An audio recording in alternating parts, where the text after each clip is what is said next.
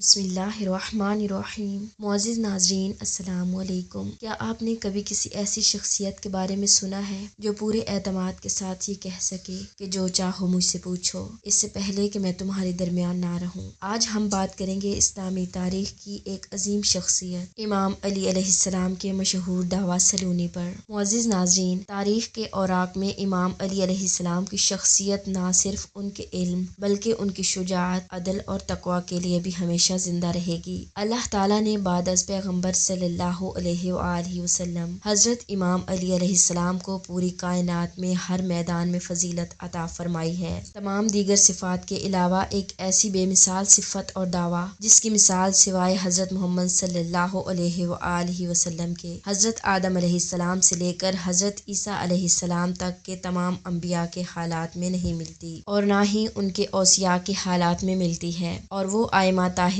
علیہ السلام جو اولاد علی میں سے ہیں، باوجود عالم علم لدنی ہونے کے احترام علوی میں دعویٰ نہ کیا، اور جن مخالفین نے وہ دعویٰ کیا خداوند کریم نے ان کو اس وقت بھرے مجمع میں ذلیل و خوار کیا۔ معزز ناظرین، جب امام علی علیہ السلام خلافت پر فائز تھے، آپ نے لوگوں سے یہ جملہ فرمایا، سلونی سلونی قبل ان تفقدونی، یعنی مجھ سے پوچھو اس سے پہلے کہ میں تمہارے درمیان نہ رہوں۔ میں آسمان کے راستوں کو زمین کے راستوں سے بہتر جانتا ہوں، مجھ سے آسمانوں کے راستوں کے متعلق پوچھو، میں ان کا بہت بڑا شناسا ہوں۔ سامعین کے درمیان سے ایک شخص کھڑا ہوا اور عرض کی، یا امیر المؤمنین، بتائیے اس وقت جبرائیل کہاں ہیں؟ میرے مولا نے ایک مرتبہ مشرق کی طرف دیکھا، ایک مرتبہ مغرب کی طرف دیکھا، شمال اور ایک مرتبہ جنوب کی طرف دیکھا، اور ایک مرتبہ سوئے زمین اور ایک مرتبہ سوئے عرش دیکھا، اور فرمایا، تو ہی تو جبرائیل ہے جو سوال پوچھ رہا ہے۔ لوگوں نے دیکھا کہ ان کے سامنے وہی سائل پرندہ کی صورت میں پھڑ پھڑا کر اڑ گیا۔ لوگ سمجھ گئے کہ واقعاً پوچھنے والا جبرائیل تھا۔ پوری مسجد سے نعرے گونجنے لگے، نشہد انک خلیفۃ الرسول اللہ حقا۔ مولا امام علی علیہ السلام فرماتے ہیں کہ مجھ سے سوال کرو قبل اس کے کہ مجھے نہ پاؤ، مجھ سے سوال کرو کتاب خدا سے جو چاہو پوچھ لو، بخدا قرآن میں کوئی ایسی آیت نہیں جو حضور نے مجھے نہ بتائی ہو اور اس کی تفسیر اور تاویل سے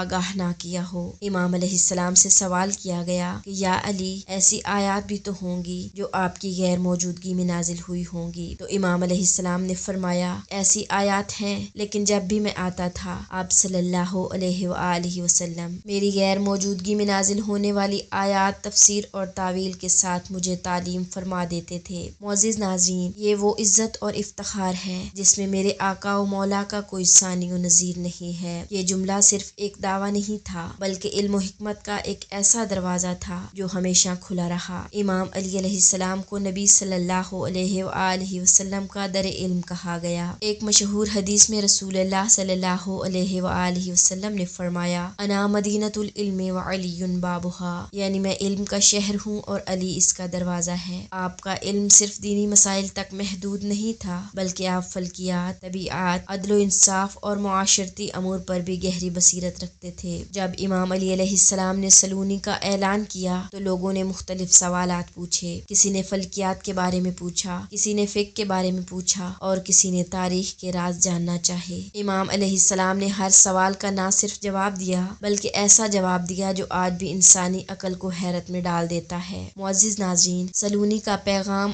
آج کے دور کے لیے بھی بہت اہم ہے۔ یہ ہمیں دعوت دیتا ہے علم کی جستجو کریں، سوالات کریں اور حقائق تک پہنچنے کی کوشش کریں۔ امام علی علیہ السلام کی زندگی ہمیں سکھاتی ہے، علم ایک روشنی ہے جو دلوں کو منور کرتی ہے اور انسان کو ہدایت کے راستے پر لے جاتی ہے۔ امام علی علیہ السلام کی حیات طیبہ میں ہمارے لیے بے شمار سبق موجود ہیں۔ اگر آپ کو یہ ویڈیو پسند آئی ہو تو اسے لائک کریں، دوستوں کے ساتھ شیئر کریں اور ہمارے چینل کو سبسکرائب کرنا نہ بھولیں۔ اللہ تعالی ہمیں امام علی علیہ السلام کے نقش قدم پر چلنے کی توفیق عطا فرمائے۔ اللہ حافظ۔ فی